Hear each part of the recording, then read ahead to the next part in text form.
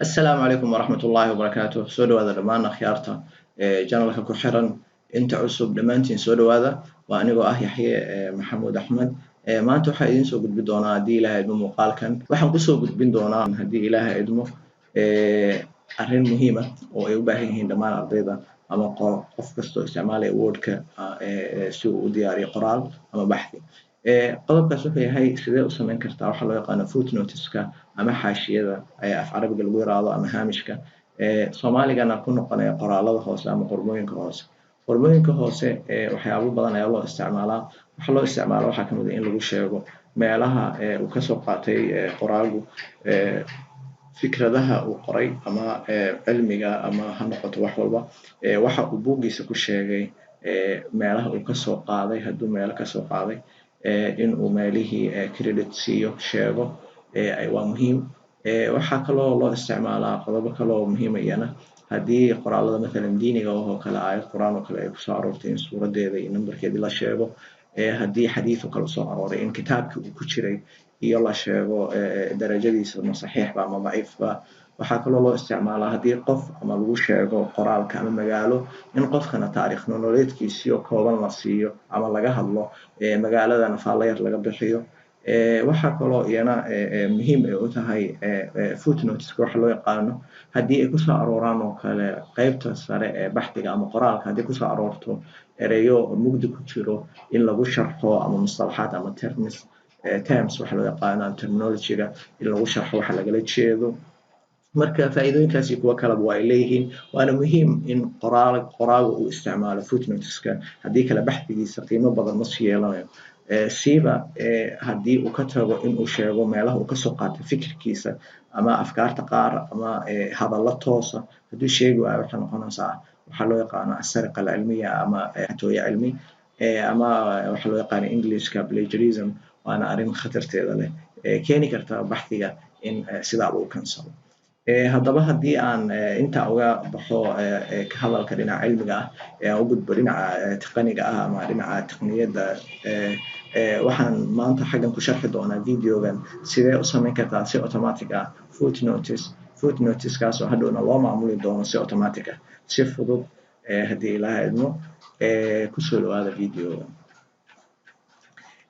waxaan xaggan ku diyaariyey warqad kamid ah baxthi aan gudbiyey warqadan haddii Ilaahay ku roon yahay wax hadda footnoteska ma wadato footnoteskii oo dhan waa ka jaray haddaba si aan ugu sharaxno sidee u samayn kartaa footnote waxaan tegaynaa meesha aan rabno inaan footnoteska soo gelino marka xagga tagno ama meeshaas khaas oo kale haddii aan rabno intaa in footnote aan gelino waxaan leenahay references ayaan leenahay references markaan niraahno waxaan leenahay insert footnote ayaan leenahay sidaa ayay footnote-kii inoogu soo gashay oo number 1 xagga wax ku qormay xaggaana qoraalkii kale iyo meeshii aad ka soo qaadatay ayaad ku qoraysaa oo kale markaad xagga maraso waxaa dhacda badanaa in nambarada sidaa keliya lama aqbalo sababtoo ah aad bay u qarsomaan oo lama arki karo saa aawadeed waxa ay dalbadaan dadka loo gudbiyo ama jaamacaadka ama meelaha badanka in nambarku uu ku jiro bracket haddaba sidee bracket u gelinaa bracket si fudud ayaan u gelinaynaa nambarka xaggiisa hore ayaa tegaysaa waxaa leedahay bracketkii furitaanka xagga kale ayaa tegaysaa oo bracketka xiritaanka marka intaa samayso waxaad samaynaysaa haddii ay jiraan haddii Ilaahay ku roon yahay wax editing gaar ah haddii aad rabto inaad ku samayso waad ku samaynaysaa hadda dhibta dhacday aan u bedelayo waxay tahay markii aan qorayahay ayaa waxaa isbedeshay farta sakala majala ayaa isbedeshay annagana farta aan wax ku qorayna waxay ahayd farta traditional waxaan samaynayaa hadda waa kusoo celinayaa bracketka sidii aan hore idinkugu sheegay bracketkan gelinayaa labada dhinacba markaan geliyo waxaan samaynayaa hadda waa traditional maaha weli waxaan ku garanayaa haddii traditional wada yihiin xaggaana traditional ay ku qormi lahayd si kastaba waxaan samayn karaa sidaa intaan idhaahdo ayaa waxaan leeyahay painterka intaan tago ayaa waxaan samayn karaa taa dul mari karaa sidaa ay ku noqotay numberka iyo farta aan rabno markay sidaa noqoto badanka waxaa la sameeyaa footnote-ka waxaa laga dhigaa 14 haddii aad wax ku qorayso kale matalan 18 oo kale aad wax ku qoraysay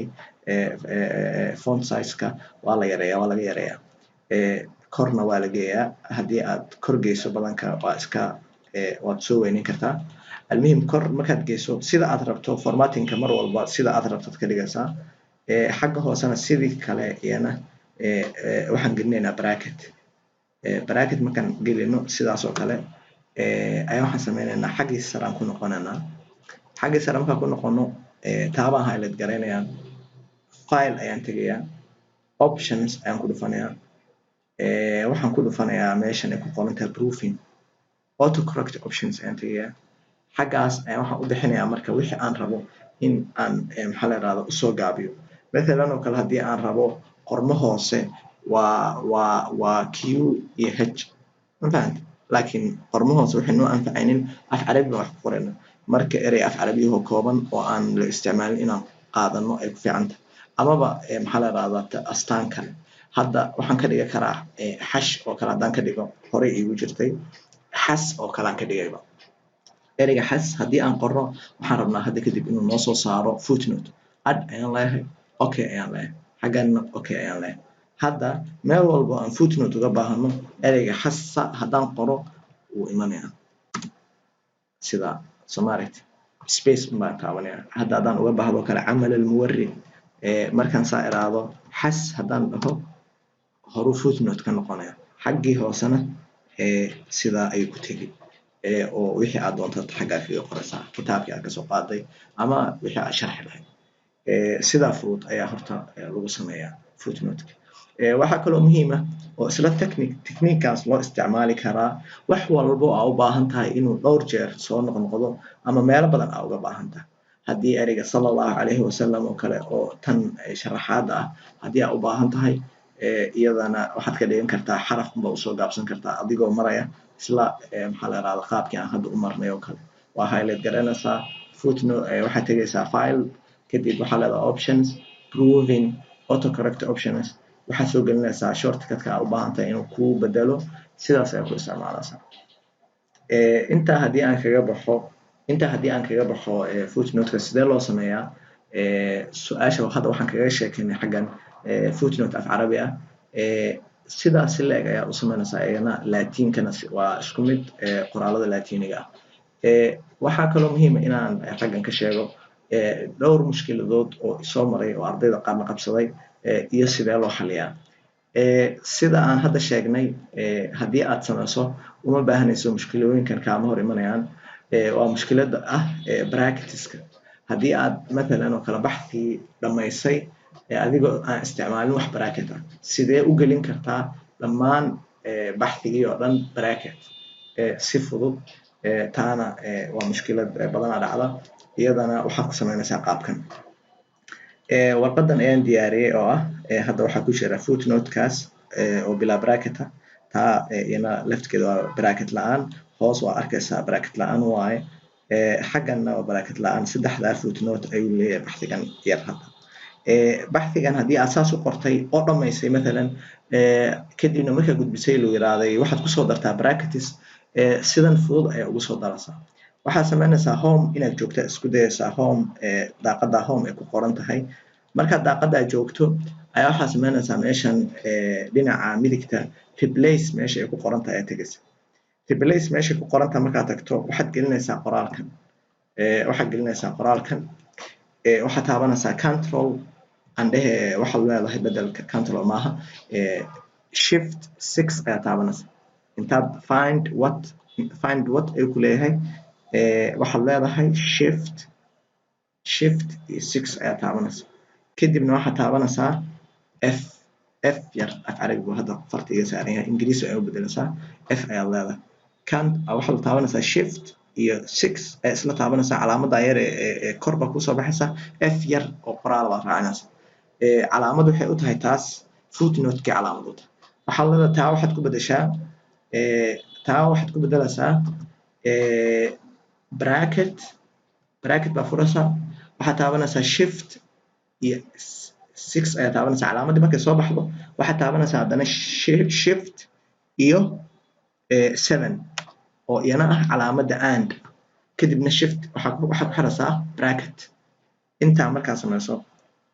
ayaa waxaad leedahay replace all ayaa leedahay all markaa aragto horuu ka bedelay wuxuu ku leeyahay all done we made 6 replacement hadda bal aan eegna marka inuu bedelay meelihii footnoteski waxaa arkaysaa kow biictibaari tabiicati alcaqd wuxuu noo geliya bracket hoosna aan fiirino sidoo kale bracket ayuu geliyay taa mid la eg tii labaadna waa taas lamid tii saddexaadna waa arkaysaa sidaa ayaad markaa si fudud oo 5 sakana aad iyana baxthigaaga oo dhan haddii aad marka hore bracketka ka ilowday aad u samayn kartaa waxaa dhacda mushkilad kale oo qabsata dadka qaar oo ah line-kan separatorka loo yaqaano xaashiyada iyo hadalka kore kala u dhaxeeya in uu marka qaar xagga iska tago ama adigoo xagga ka rabo مثلا qoraal latini qoraay inuu midigta tago sidee u xalin kartaa waxaan ku xalinaynaa mushkiladaas مثلا hadaa idin tuso mushkilada sidee u jirtaa مثلا qoraalkan waa qoraal af Soomaaliya footnote-kiisa waxaa la rabay inuu xagga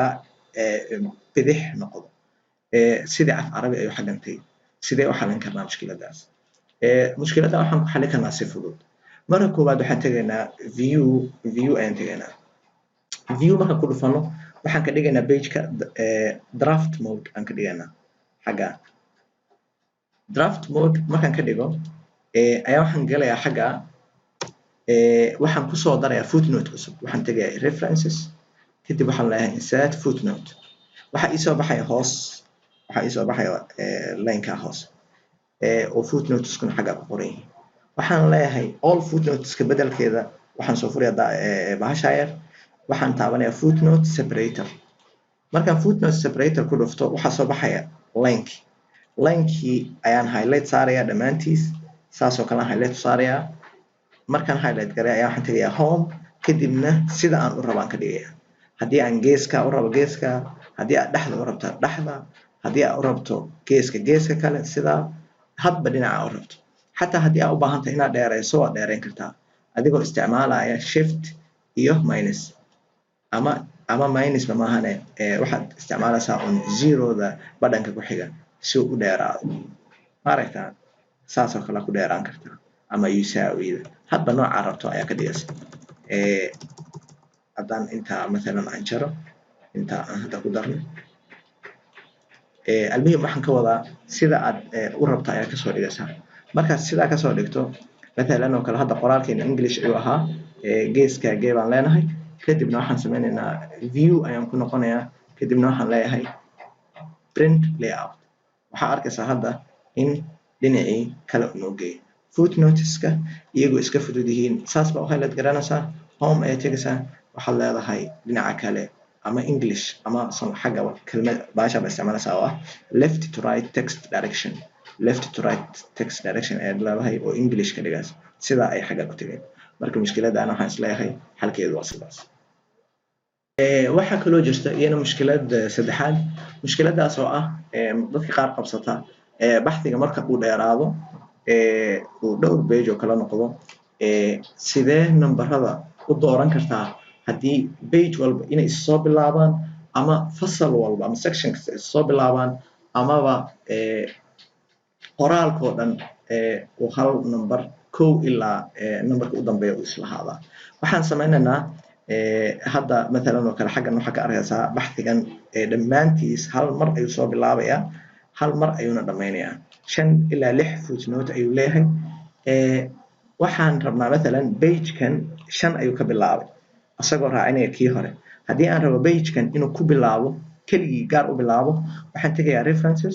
waxaan tegayaa footnote kadibna waxaan leeyahay continuous meesha ku qoran tahay numbering continuous meesha ku qoran tahay waxaan leeyahay restart each page haddii aad fasal walba rabtana restart each section each page markaa iraado apply aan iraado waxaa arkaysaan page-kii u dambeeyay ee 5 ka bilaabanay inuu 1 ka bilaabanayo 1 iyo 2 page walba aan tagno 1 iyo 2 1 ayuu gaar uga bilaabaya dooqa waxay ku xiran tahay hadba tacliimaadka qolyaha loo gudbinayo baxtiga ama adigaba aad rabto haddii aad hal mar wada tixayso numberkii haddii aad jarjarayso taana waxaan isleeyahay mushkiladeedu waa intaas waxa kaliya iyo hadda waxay tahay haddii aad rabto footnoteska oo dhan inaad hal style oo kale ka dhigto ama aad wax ka wada bedesho waxaad samayn kartaa si fudud inaad tiraahdo footnote inaad highlight saarto ina highlight intaa saarto tiraado home ayaa tegaysaa kadib select ayaa tegaysaa meesha replace ka hooseysa kadib waxaa leedahay select all text similar formatting text kasta oo formattingka noocaas oo kala leh oo dhan iyo highlight garee sma aragtid wixii footnote ahay oo dhan ayuu highlight ku saaraya maxaad samaynaysaa marka si fudud sida aad u rabtaa ka dhigaysaa haddii aad bold ka dhigayso haddii aad italics u raacinayso haddii aad underline xitaa raacinayso nooca aad rabto ayaad ula dhaqmaysaa marka formattingkana sidaa ayaad si fudud ugu hagaajin kartaa waxaan isleeyahay videogan aad bay u dheeraaday laakiin waxaan is iri in dhammaan wixii xaashiyada iyo mashaakisheeda ku saabsanba in hal video aan ku ururiyo ayaan ila xoonaatay waxaan rajaynayaa in videogaas uu aad idin anfaco dhammaantiin iyo intii qoraalka aad u danaysaba waxaan leeyahay intaan video kale ku kulmi doono insha Allah khayr badan ayaan idin rajaynayaa haddii aadan channelka nagula jirin fadlan nagu soo biir haddii aad hore nagu jirtayna faafi oo gaarsii cid walba waa is leedahay videogan waxun buu u faa'iiday doonaa aad iyo aadna waa idin salaamaya wassalaamu calaykum waraxmatullaahi wabarakaatu